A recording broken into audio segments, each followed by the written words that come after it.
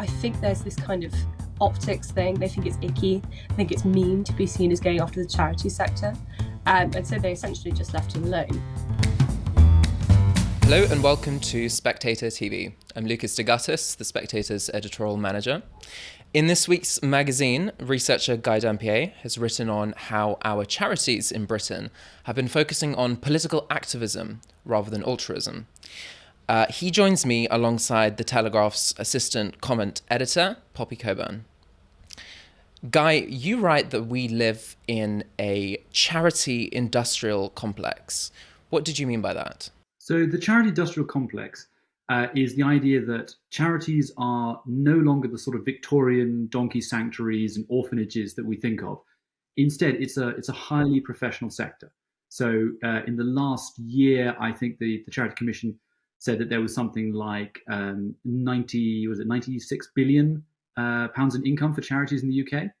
And although there's about 170,000 of them, actually the vast majority of that money goes to a really, really small group of charities. And those are what I would consider the charity industrial complex. They're very rich, they're very professional, there's career paths in that, there's recruitment agencies specifically for this stuff. And quite often what they're doing is they're pushing a very left-wing view of the world. They're using the sort of moral authority of charity that most of us would naturally see as a good thing. You know, British people are amongst the highest givers of charity in the world, but they're using that not to help people necessarily, but to push for political advocacy. And you note in your piece just how many charities we have, over 170,000, but not all of them would probably continue existing if they were only to rely on donations from the public. So where do they get their cash from? Absolutely. So this is a recurrent thing. I love to do this with The Guardian. So I love reading The Guardian. And whenever you see an article that says, such and such a charity says this appalling thing is happening, you go on the Charity Commission website, you go to the accounts page, and then you scroll down to the very, very back end, and there it will tell you how much income they get and how much of it comes in donations, which usually under £5,000, they don't say who it comes from. So that's what I would consider normal charitable giving, you know, people giving 100 quid, people giving 10 quid. And then it'll show you all the grants. And the grants, whether they're from the government or whether they're from big foundations, that's where the real money comes in. And a lot of those bodies are actually, they're grant-giving bodies that are set up by very wealthy people. So they've got a charitable aim, but actually it's just very rich people pumping money into things. And you can see with, for instance, when Jeff Bezos got divorced, his ex-wife Mackenzie pumped billions and billions of dollars into all kinds of charities, many of which were basically left-wing activist pressure groups. So that's where the money comes from. You know, if you look at them, you can have a lot of fun. I think the one I mentioned in the article, it's got something like £1.7 million in income, of which 100,000 is donations. So if they had to live on those donations, they could employ, 3 staffers, and maybe they could get like a little coffee machine or something, but that's it. So the rest of it is coming from those big foundations, the big grant givers, and it's coming quite often from the government. So that of the 1.7 million, I think about 200,000 came from the government. So that charity was getting 2 times as much from the government as it was from ordinary people. And Poppy, to bring you into this discussion, you've written about this topic several times. Would you share the view that Guy has also of this charity industrial complex? Yeah, absolutely. So I first kind of became aware, or at least I started to really notice it, a bit like Guy said. I was reading Guardian articles about some of the legal cases that have been raised against the government during the Rwanda plan. And I think probably the area of charitable work where there's the most of this kind of egregious meddling by these trusts is in the area of migration policy. So Guy mentions in his article asylum aid. There's also the Joint Council of Refugees. A lot of these groups have tens of millions of pounds of money coming in, some of that coming from the government directly for translation services or legal aid. They are then using some of this money and this expertise to actually raise legal challenges against the government. And I was very struck by, I thought, this is clearly a case of political lobbying. We have pretty strict laws in this country about political lobbying. We are not America. We don't have elections that spend billions of dollars on, getting lobbyists, super PACs, etc. etc. But we do have this massive open door situation where if your lobbying is done under the onus of, say, promoting an equitable cause, let's say promoting racial equality, which a lot of these asylum groups would be named as, you can then actually quite heavily intervene in political work. So that's really what I saw the charity industrial complex as, a way of using money to sidestep regulations that the rest of us have to abide by to do political campaigning in all but name. And we don't really have many powerful legal tools to fight back against that. And that's partially because of the way charity law has been written. I would add, under a Conservative government, this is a 2011 Charities Act that bakes in that little, two-handed clause. So just to get this right and clear, both of what you guys have described, activist charities have used taxpayer money to oppose policy that a government was democratically elected to introduce. So effectively, we've been allowing charities to oppose a democratic mandate. Is that correct? Yes. Yeah. I mean, I'd say like the feeling that you have in politics where you keep pulling a lever and nothing's happening, or you keep pressing a button, like I want less migration, let's say, or I want less like eco-regulation that's like gumming up my business or just my life. If you keep getting the sensation that nothing's happening, you can usually look at the charity sector as to why. Poppy, why did the Tories, for example, having been in power for 14 years and presumably annoyed by the pushback on the legislation they're trying to introduce, why did they not decide to do anything about this? It's politics of good intentions. The reason why this happens under David Cameron. David Cameron is very, very keen to reduce government reliance on quangos. And so he thinks, how can I deal with these arm's length bodies? Let's rely on the charity sector. The charity sector can fill in the gaps that will be inevitably left by our programme of austerity. So they work very closely with the charity sector. They big up the charity sector enormously because I think they're still operating under that framework that Guy has so clearly put out in his article. That these are still nice Victorian philanthropy groups. It's the old lady outside the supermarket rattling a collection box saying donkey sanctuaries or save the children. But in reality, those are the sorts of charities that you probably will be giving money to, but they are not the charities that are really wielding this enormous political influence. And so, I think there is an excuse you can give for the first couple of years of the Conservative administration. There's not really any towards the end. They are well aware of this problem. But again, I think there's this kind of optics thing. They think it's icky. I think it's mean to be seen as going after the charity sector. And so they essentially just left it alone. And Guy, why do you think it is, more often than not, that it is the radical left who occupy quite a significant chunk in this charity sector? I mean, have we seen similar influence or lobbying of sort from the right of the spectrum? No, we haven't. I think a lot of that is about the kind of people that go into it. So charity, I think, does appeal to people who are generally going to be more on the left-wing side of the spectrum. And the people who are more right-wing, I suspect, are probably more small c conservative. They're nice people who go to the Women's Institute and they are absolute pillars of the community, but they're not activists. And that's just not true for the left. For the left, it's a small number of charities that are really causing the problem, and it's probably a relatively small number of activists within that, but those guys are attracted to this. And they also have a thing from the left, which is that it's a more secure job market. If you go into these things, they're generally a bit less stressful. You're probably not going to earn as much, but you can have, a bit more social status. So you're swapping that social status, swapping money for social status. And it's one of the sort of regular problems you have with human capital, which is if you're right wing, generally you want to go and make loads of money because that's the best use of your human capital. And then you can produce a nice life for yourself. But the danger with that is you're producing money, but you're not actually making changes in the world. And so you get outmaneuvered. And again, the caring nature of it will appeal more towards certain left-wing people, or at least the right-wing people that do it will not be the kind of people who are activists. And over time, that creates a culture within the entire industry.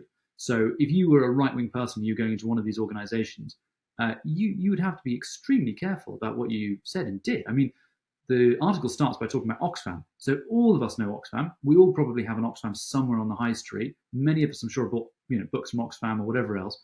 And here, the person who's running it is the former head of the Runnymede Trust, which is, quite a left-wing race charity. and they're producing a report that's blaming Britain for stealing all the money from India, supposedly, although obviously the actual historical work is extremely weak and doesn't really show that if you look into it properly. But that's the kind of world. If you're a right-wing person and you go into that world and you're sitting by, as the Americans say, the water cooler, and you're having a conversation, you're potentially a lot of danger if you're going to say, "Oh, did you read that in the Telegraph yesterday?" That's not a world you're going to get on in unless you hide all of your beliefs. And if you're hiding all your beliefs, then your potential for right-wing activism is quite limited. Mm. And Guy, you suggest in your piece a legal distinction should be made for those doing charitable work and those seeking to influence politics. And whilst I personally agree, I would ask that, would you not agree that a lot of charity actually arguably is political to some extent, or at least would hope that politics can make a change so that the charity no longer needs to exist for the sort of social issue it's trying to tackle? Would you agree with that? I would. I think if you take, let's say, a homeless charity, obviously there's a charitable element of helping homeless people on the street. We'd understand that. And you would imagine that people that do that will have a great degree of experience, and they would want to say, how do we actually end people being on the street? How do we get ahead of it? How do we prevent it? And I think that's totally reasonable. But the problem is that when those two things are combined, what you get is the situation we have with the charity industrial complex, where people are using the moral authority of helping homeless people to push for policies that actually turn out, to be quite ideological in many cases. And that's a recurring issue. I mean, you see it especially, let's say, the immigration charities. There are a lot of things you could do to make the lives of asylum seekers less dangerous. But one of the key ones would be to actually have functioning borders so that people are not risking their lives in very dangerous situations to get to a country on the basis that they know that once they're there, they can sort of, manipulate the legal system to likely stay. But no charity will ever, on immigration, will make that argument. They will always say you need to have a safe route, or you need to just have functionally open borders. So that produces a dangerous, closed way of thinking. So my thought is that you should basically split the two up, and you should say that advocacy organizations have a greater degree of regulation, which prevents them being able to lobby and use that moral authority. But there'll always be a certain degree of crossover, in the same way that anyone that works in any research-based organization will have to talk to people on the front line of whatever the subject is that they're doing. But you don't necessarily want the two combined together. And Poppy, would you agree with Guy? What would your suggestions be for reform? I would. I think, as much as I think the charity industrial sector is completely out of control. One example I could give of one of those groups, which you would expect has a functional role to play. This is bail for immigration detainees. Is highly, highly ideological. I've looked in some of the people that work there. They're self-described communists. They have a very politicized way of abolishing borders. They do receive money from the Esme Farmbean Trust, from Joseph Rowntree Foundation. They have a lot of money coming in. I doubt anybody who's ever given them money on the street before, because, again, what they are advocating for is very politically extreme. But the problem really comes down to one of state capacity, I think. The issue of these charities meddling in politics wouldn't be such a big problem if politicians themselves weren't so reliant on the charities. So I think if we weren't constantly relying on politicized charities to do work, like to do translation work or to fill the gaps for legal aid, then the government wouldn't then be so vulnerable to these same people turning around and actively working against the stated goals of what the British people want.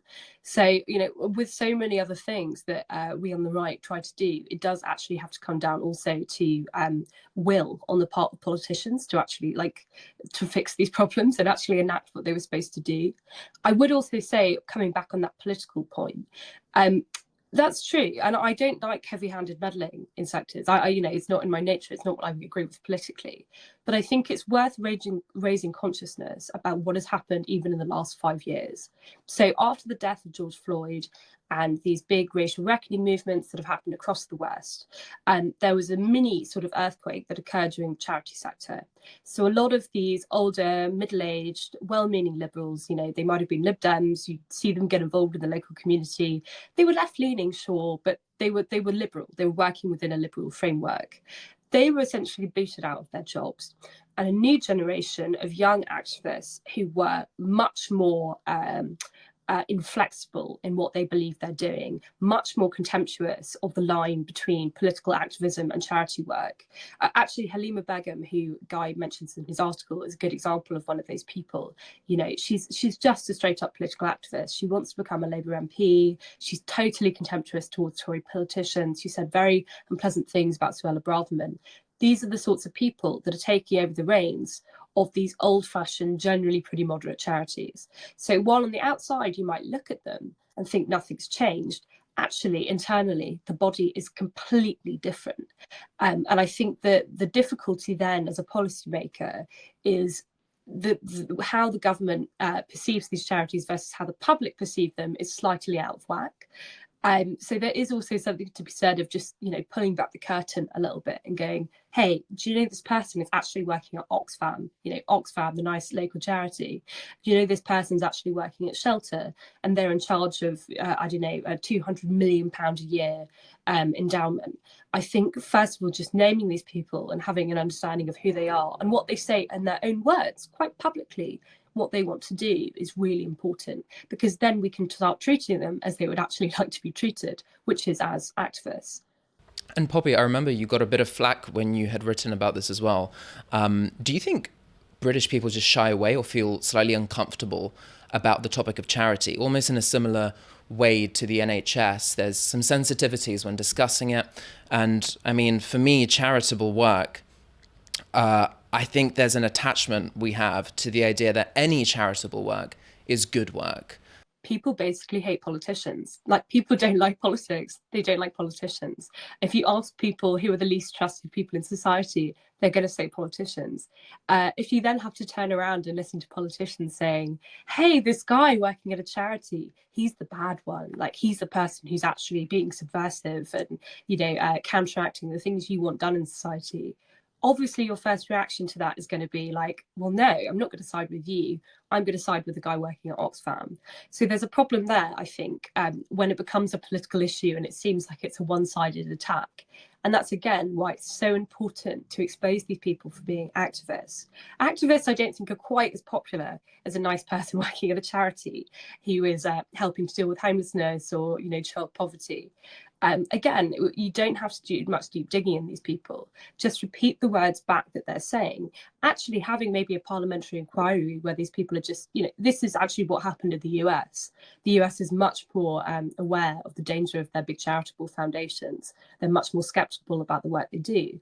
They're often being hauled in front of congressional committees and asked about, hey, you said this in an article in the Washington Post. Do you think that's appropriate for someone of your station? Even stuff like just raising awareness would be so important, because that then would allow for politicians to actually start changing the law without an immediate public relations backlash. I don't think it can just be done by kind of tinkering behind the scenes and hoping they won't realise. These people are very politically aware and they have vast resources. It has to be done in quite a clever way. Well, thank you, Poppy. Thank you, Guy, for joining Spectator TV, and thank you for watching.